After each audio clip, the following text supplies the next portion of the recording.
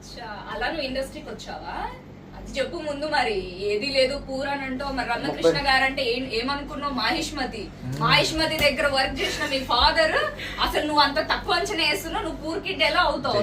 అందుకే తర్వాత మొన్న 2 years అవుతుంది ఎక్స్పైర్ అయ్యి నాన్నగారు, ఏమో 10 లక్షలు ఇచ్చింది. తర్వాత నువ్వు శుభశ్రీ దగ్గర చేస్తున్నావు, అసలు మామూలు విషయమా? మేడం వచ్చేసి 10 lakhs ఇచ్చారు, శుభశ్రీ గారు వచ్చేసి ఒక కిడ్నీ ఇచ్చేస్తారు. కిడ్నీ ఎందుకు ఇస్తారా? ఏం మాట్లాడుతున్నావురా?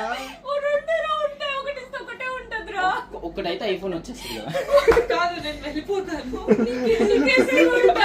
పడుతున్నప్పుడు జాగ్రత్త. Are you serious? అందుకే నాకు ఏదో ప్రాబ్లం గా ఉంది. యాక్చువల్లీ నొప్పి టూ మచ్. ఇందాక మా మేడం ఫోటో షూట్ జరుగుతుంది, ఏమన్నా నీకేదో చెప్పాను కదా, నాకు అప్పుడు ఇలాంటి మర్చిపోతాను నేను. నువ్వేంటి ఇక్కడ రికార్డ్ చేసుకో. లాక్ వేసేసి బయట నుంచి బాబు వదిలేండి. ఇప్పుడు వచ్చింది చూడు ఒకసారి బయట. ఇవన్నీ మీకే తెలుసు. అలా ఉంటుందండి అసిస్టెంట్.